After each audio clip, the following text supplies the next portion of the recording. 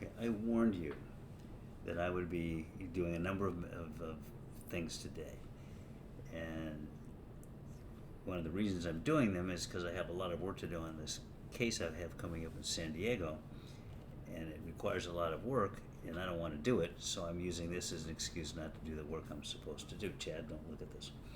So I do want to touch briefly on this incident at Arlington with Donald Trump, because it made me mad.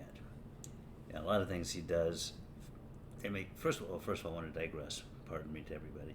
I've been castigated for being too silly and starting out this program with a bunch of nonsense. What people want to hear, for some reason, what I have to say about the issues. So I'm not going to do that anymore. Your criticisms have been accepted, thought about, and unfortunately, I agree with you. So I'm going to try to just cut right to the sauce here and talk about this Arlington thing. So, as I was saying, I grew up in the military. My dad was a war hero in World War II, bombardier navigator, chest full of medals. He went back in the military after a career as a U.S. attorney and finally retired as the Judge Advocate General of the Air Force Communications Service as a full colonel. Then he stayed on as a brigadier general, civilian equivalent general. I worked for the Air Force as a civilian equivalent of a major, writing patent applications primarily in areas relating to quantum mechanics, which was my background in college. So, forgive me for talking about myself, but I'm the one doing this broadcast, and I want things in context as to why I'm reacting the way I am. Arlington was always a special place. Now, my dad could easily have qualified for Arlington. He was a combat hero. He was a career Air Force officer, retired as with full honors, received the Legion of Merit before he left office, and he could have qualified to go to Arlington. And the best thing is it's free. I think I could qualify as a dependent, former dependent, but immediate family. But I'm not doing that either because I want to be close to Florida. So, and there's plenty of people who deserve to be in Arlington. I'm not one of them. So, I just thought, well, wisecrack. I'm not going to say it. I'm listening to you. But what Trump did, first of all, he was invited by family members. You know who the main spokesman I saw on TV is? The main family member who invited him? The mother-in-law of the mother-in-law of the woman who was killed.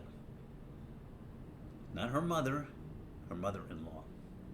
Doesn't mean she couldn't have feelings for her. A lot of times mother-in-laws and daughters-in-law are very close, and I have no doubt that this was the case here. But the person who should have been, if it was really important to have a photo op with Donald Trump, it should have been the mother-in-law, it should have been the mother, or the father, or both, or sisters, or she had to have had, or aunts or uncles, she had to have had immediate family.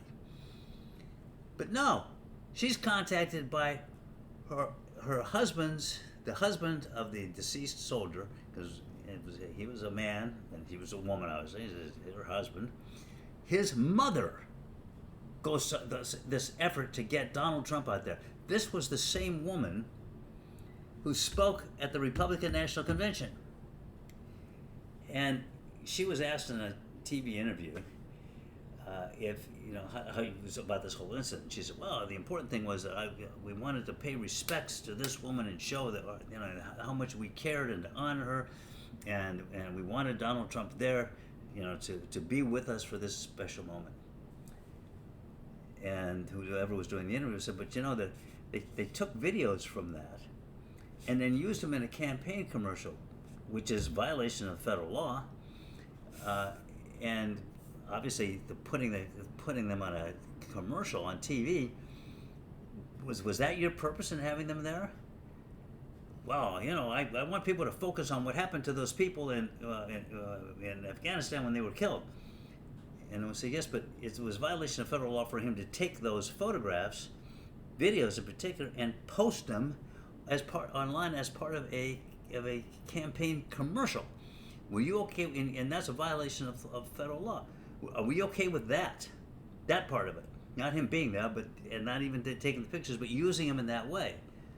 Well, what we really need to do is talk about how Harris and Biden were responsible for the deaths of those people in Afghanistan. And that tells you what she cared about. She cared about helping Trump and the Republican Party win this election, and she cared about echoing Trump's constant refrain, which is somehow, I guess he thought Kamala Harris went over there and told the troops, now if a suicide bomber comes through here, you just let him come on through. And of course, the person asking the interview, they just drop it like they always do. That's why only trial lawyers should be allowed to question these people on TV. I would have said, well, I didn't ask you that. I asked you if you were okay with Donald Trump taking the video of Arlington in a place where he was not allowed to be doing that, using it for crass political purposes in violation of the law. Are you okay with that? That was the question I asked you. And if you don't answer that question, I'm turning off your mic. No offense, Mike. So, but they didn't do that. She just kind of smiled and went on to the next question. And I'm like, furious at this. This woman is presenting herself as a grieving mother-in-law, and all she's doing was looking for an opportunity to help Donald Trump put together a campaign commercial. A woman who had already spoken at the Republican National Convention. By definition, she shouldn't have been there. And what did Donald Trump add? All kinds of people are buried at Arlington, and I don't know anybody, any politician who's ever gone out to Arlington Cemetery to have a photograph and a photo shoot taken of them being there with the family to celebrate the anniversary of their death. We have dead people all over this country, buried in military graves all over the place, all over the world.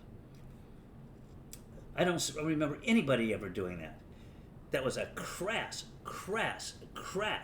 no, I didn't say class, crass abuse of Arlington Cemetery, which is not supposed to be a backdrop for a political commercial.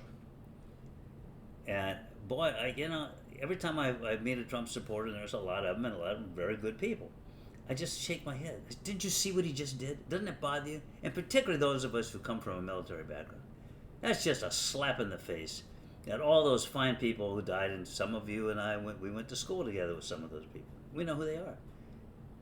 It was Vietnam, but we know who they were. In World War II, lots of people died, lots of fine people buried in those cemeteries. Lots of people who weren't Republicans.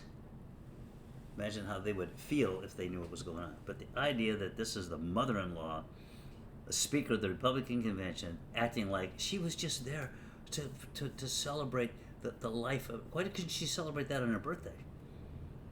She had to celebrate it on the anniversary of the Afghanistan, and something, I guess, nobody says things. I don't know why, but that was my phone. I'm blaming the phone, not me.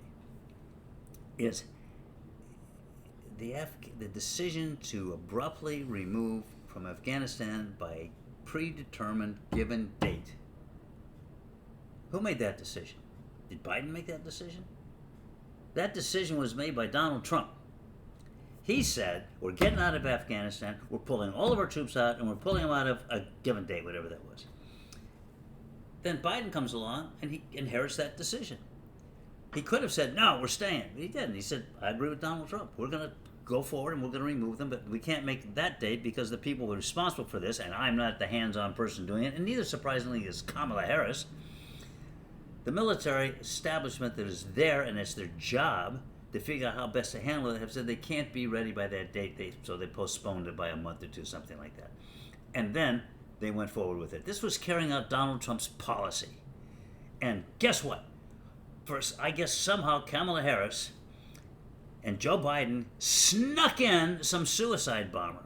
Or they knew he was there, but they said, don't bother. Or they said, don't bother checking anybody to see if there's a suicide bomber in that mob of people, which there always is when we make a precipitous withdrawal from a country. Remember Vietnam with the people hanging on the struts from the helicopter?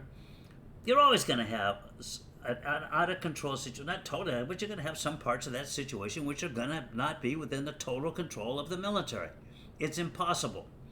So some suicide bomber gets in there. It's a horrible tragedy, terrible thing to happen. Innocent people, not just American soldiers, but all kinds of civilians were blown up by this jerk. And yet, the Republicans, particularly Donald Trump, constantly trying to make an issue, a campaign issue, out of a tragedy. And not a campaign issue out of the decision to abruptly remove everybody, because that was his decision, but the fact that part of it went badly, Nobody intended that. They haven't pointed out to how anybody should have handled it differently or better. I have yet to hear anybody saying, this is how I would have done it. No, it's just, okay, here's an opportunity. What, something bad happened? Biden was president. Oh, okay, I'll just blame him. How about that, ladies and gentlemen? I'm done. Oh, and if I could just get somebody to take my picture over there showing how sorrowful I am. Not sorrowful about all the other people that are dead, but just this one person. If they could just get someone to come. Wait a minute. I think I remember that the mother-in-law of one of the soldiers, a woman soldier who was killed over there, is a outspoken Republican. Let's see if we can get her to help us out. And sure enough they did, and sure enough she did, and sure enough it makes me sick. Now, see, no funny stuff, no cutesy stuff, no silly little remarks. I've learned my lesson. But I kind of thought that the silly might temper some of my outbursts. Maybe not. But that's how I feel. It's Labor Day. I'm laboring at getting you the information you need to be just as mad as I am. It'll take some doing, but if we can get it done, it's worth it. I gotta go. Bye.